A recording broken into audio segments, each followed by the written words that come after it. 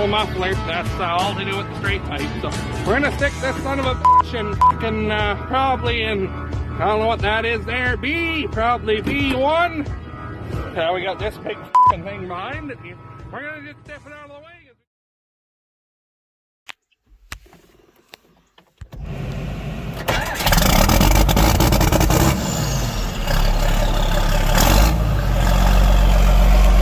Mint.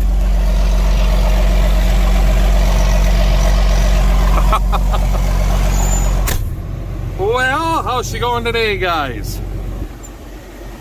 Oh, we're in the 4440 here with the Rockomatic Model 57 stone picker.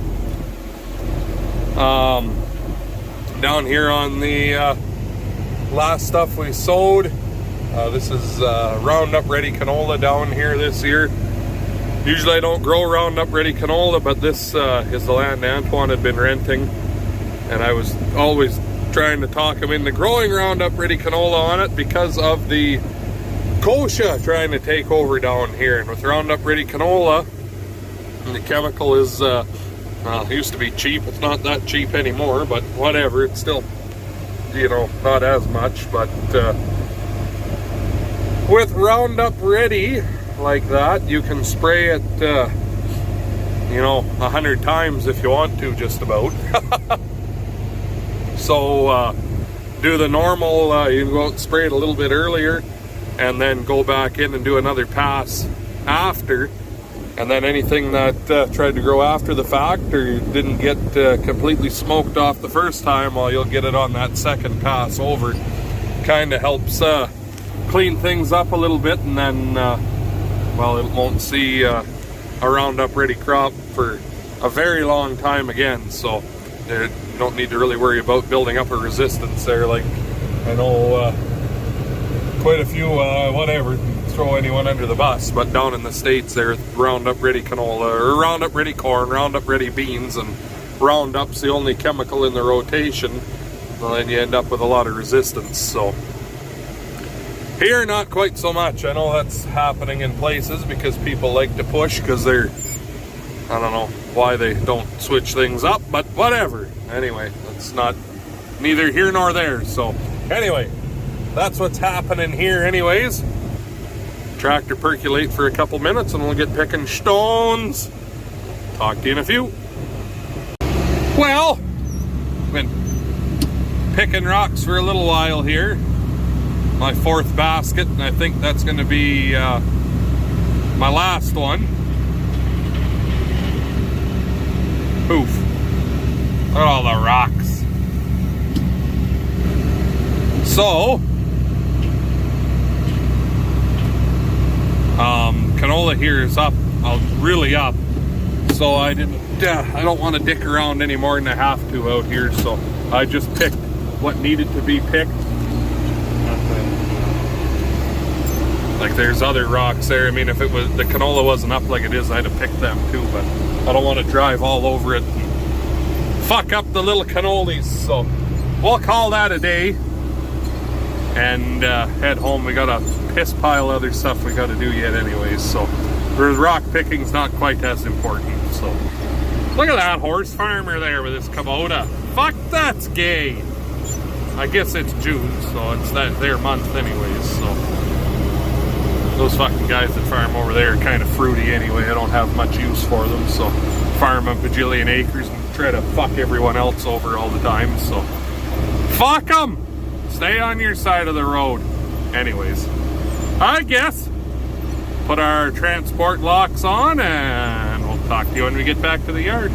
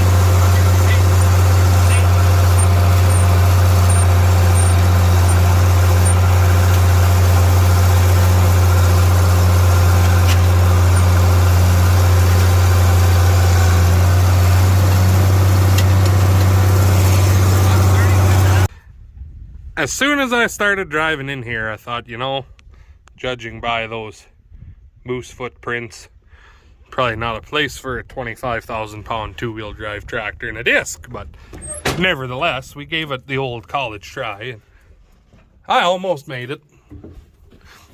We were doing good right up till we weren't.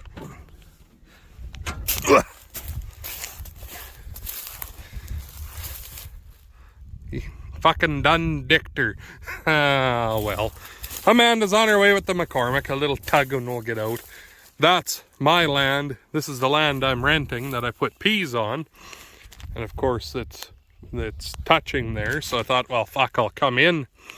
Maybe I can work this little low spot up and sow it down to oats maybe. But no, the answer to that I think is no. So at least right here, that part of it a guy might get an air seeder with. So oh well, we tried. Makes for a good thumbnail on the YouTube, so I guess we'll wait for Amanda and bring you back in a few. Here comes the cavalry. I was thinking about using the McCormick on here, but John Deere fittings on the hydraulics, and when you put an adapter on, like there's adapter fittings to go from John Deere to Pioneer, the way the couplers are made on the back there, I don't know if I said that or not, but the adapter bottoms out and you can't get them to engage, so you can't actually hook the hoses up. So I don't know, 50/20 is more fun anyways. So well, I didn't video pulling it out because that's too much to try to do at once, but we got her. Was close, but we got her. So anyway, continue on our merry way. I'm not going to go back in any more spots like that, I don't think. Well, later on in the next day here, after we were out disking, I am just seeding the alfalfa here. Dad's with the Flexicoil, and he's putting down fertilizer and oats as a cover crop. He's putting it about an inch deep, and then I'm sowing the alfalfa here about a ½ inch deep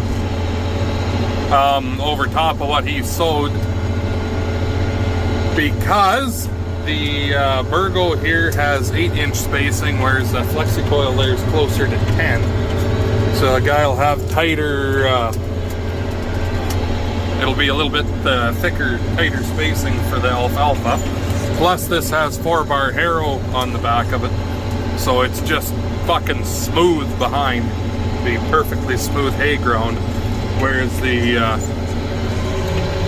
flexible coil there with the Packer wheels on it, they are makes quite a bit rougher of a job. So anyway, that's what we're up to now. I'm at 16.7 acres I've got done. I'm not sure what there's going to be, probably somewhere around 50, I betcha.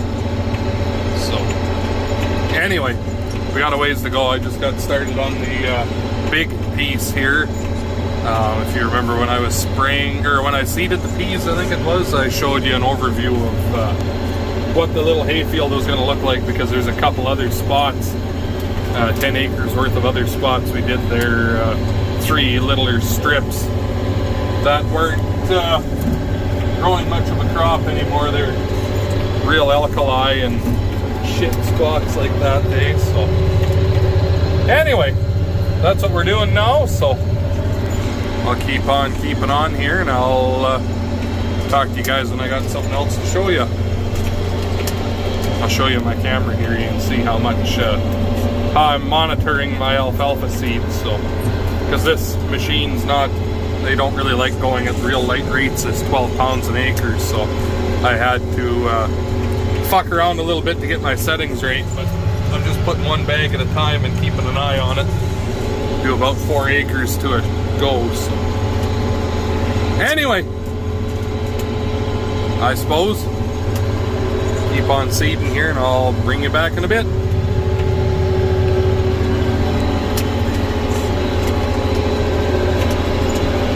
Oh yeah, I'll see if I can do this one-handedly.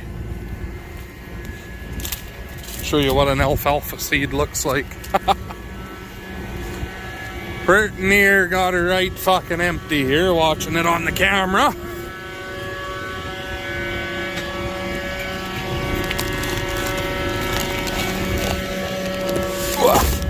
These bags are 50 pounds, 22.7 kilograms. I do about 4 acres to a bag. 12 pounds an acre is what they want it sown at.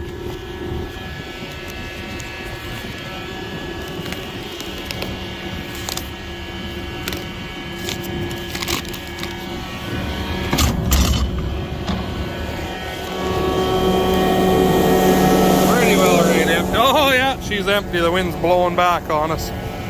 Okay, I'll dump this in there and I'll bring you back. See them tiny little fucking things? Can't even pick one up.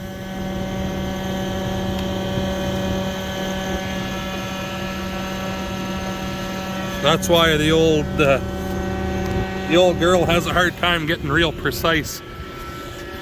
The flexi coil would be more accurate at it, but the flexi coil don't have the harrows. I don't know, the guy could harrow it after with a harrow bar, I suppose, but I don't know. Like I said, this one's got tighter spacing too, so it's always done good, so you just gotta learn to live with her little kinks and flaws. Anyway.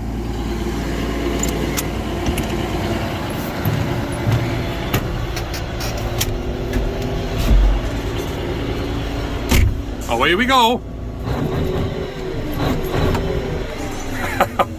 I don't care what you fuckers say. I like my Firestones. Brought the old girl up yesterday before we went and done the hay, and this one tire was low and I put air in it. And I seen that. Okay, you know, we'll get her full of air. And then yeah, here's how it finished off. Still holding air. Good old F1 Firestones, they just go. You can see the air through the tire, but still hard. Anyway, it's a 9514. They're kind of hard to come by, but one tire shop here, 45 minutes away, they've got one, so I guess we're off to get a tire. Talk to you in a few.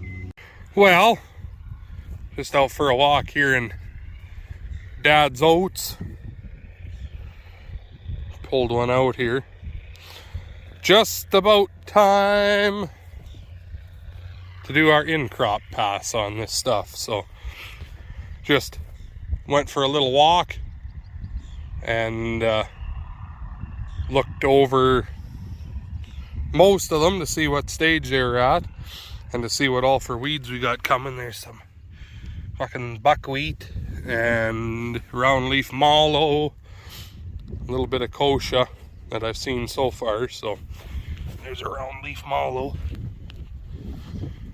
So nothing too crazy. Bit of kochia, the odd one here and there. Not very damn many, because we put that it's called Corax on, and you can put it ahead of your cereal crops, and it leaves a residual and kind of targets that fucking kochia. Does a hell of a job keeping that under control, I found. So this stuff by the yard here never looks as good because it gets so packed from moving bales and stuff all the time in the winter, but it's still growing though, so it'll produce something. Anyway,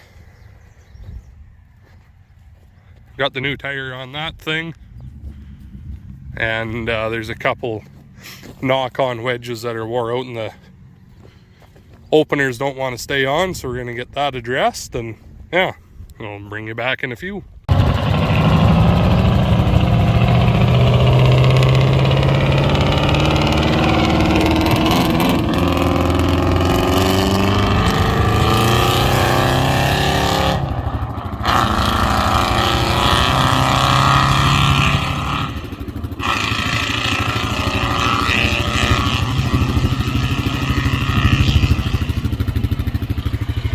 What do you think of that? What? What?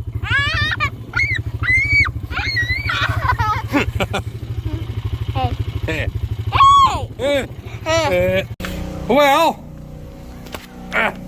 later on here, I'm in the box of the Detroit, and we're washing out the fertilizer that was left in here, because I'd rather not have a big rusted out disappointing hunk of shit here within 2 years with this truck. So I've got the 0 degree nozzle on here right now, because there's spots where it got wet in here with all of the rain this spring, and it's stuck on pretty good. So I got lots of it off with the kind of the flood nozzle. Now we'll get all these corners and stuff real good down the edge here like that, and then I'm gonna put a little bit of dish soap on here and try not to break my fucking neck. So I'll bring it back here in a minute. What? Why? Jesus. Anyways, look at all this shit I washed out of the old girl. That'll make the grass grow. Anyways, nice and clean. Cleanest it's been in a long time, I think. So, is it? Yeah. Good. Anyways, and I gave the rest of it a quick rinse down again, just because we were at it. So, anyways, guys, I think that's where I'm going to leave you for this one. So, hopefully you enjoyed the video. If you did, make sure you hit that like button, comment, subscribe, all that good stuff.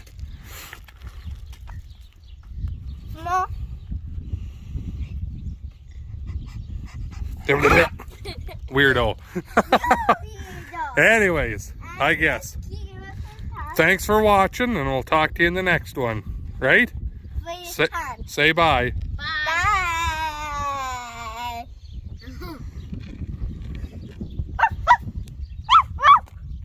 Patrol.